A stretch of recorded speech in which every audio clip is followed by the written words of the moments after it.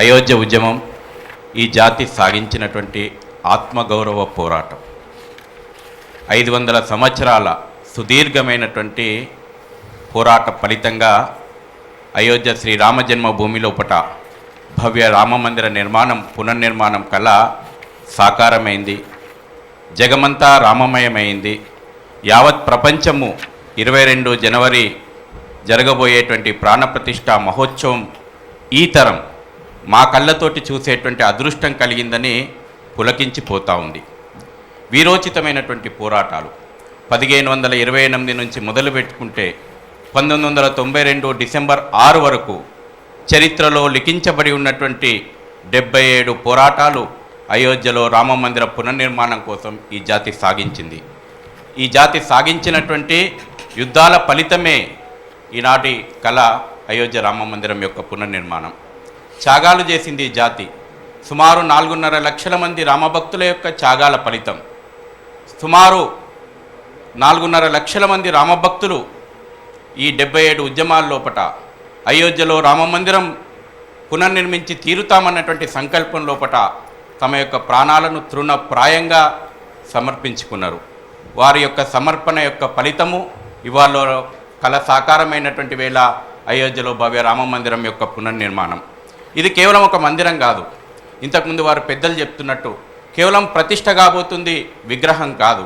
భారతీయ ఆత్మ తిరిగి అయోధ్యలో నిర్మాణమైనటువంటి భవ్య రామమందిర పునర్నిర్మాణం లోపట 22 జనవరి రోజున భారతీయ ఆత్మ మళ్ళీ దేశం లోపట పునఃప్రతిష్ఠ కాబోతూ ఉన్నది. అనేకమైనటువంటి విషయాలు మనం చూసినాం. జాతి పునర్నిర్మాణం అనేటువంటి ఒక మహాయజ్ఞంలో సాగినటువంటి పోరాటం ఇది. ఈ జాతి చూసింది మొఘలుల యొక్క దురాక్రమణను చూసింది.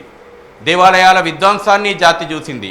బ్రిటిషు కాలం లోపట చట్టాల ముసుగు లోపట ఈ సంస్కృతిని విచ్ఛిన్నం చేసేటువంటి కుట్రలను ఈ జాతి భరించింది. స్వాతంత్ర భారతదేశం లోపట రాముడే లేడు, రామాయణం అభూత కల్పన అనేటువంటి హిందూ హృదయాలను కలిచివేసే విధంగా కుహానా సెక్యులరిజం పన్నినటువంటి కుట్రలను చూసింది. 1949 డిసెంబర్ 23న అయోధ్య రామమందిరం లోపట రాముని విగ్రహాలను తీసేయమన్నటువంటి నాటి ప్రధానిని ఈ దేశం చూసింది.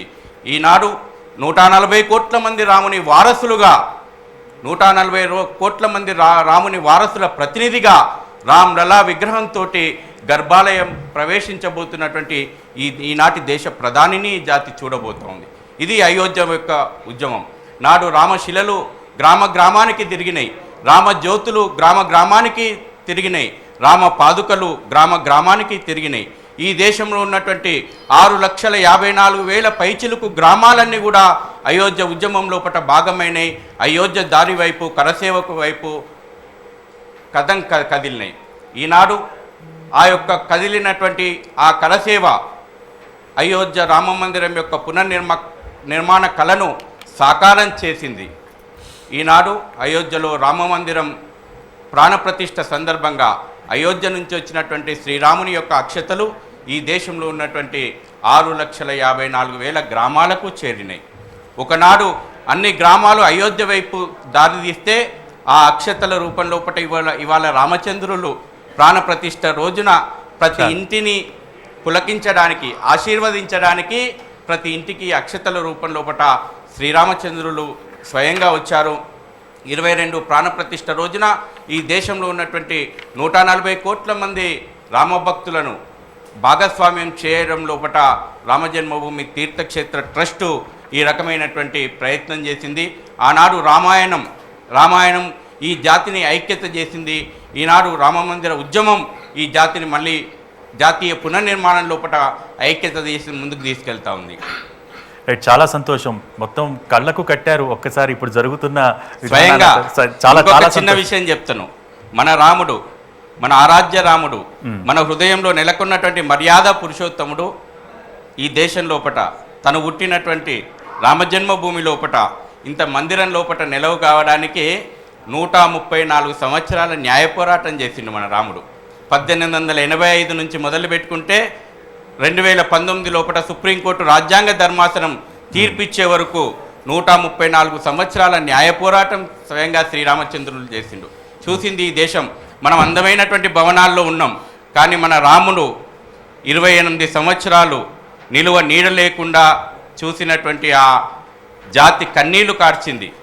1992 డిసెంబర్ 6 నుంచి 5 ఆగస్టు 2020 లోపల ఈ దేశ ప్రధాని బాలాలయం లోపల రాముణ్ణి తోడుకొని పోయే వరకు కూడా 28 సంవత్సరాలు రాముణ్ణి ఎండకు ఎండిచ్చినాం, వానకు తడిపించినాం. అవన్నీ భావోద్వేగాలు. కానీ ఈ రోజు అద్భుతమైన రామాలయాన్ని నిర్మించుకున్నాం.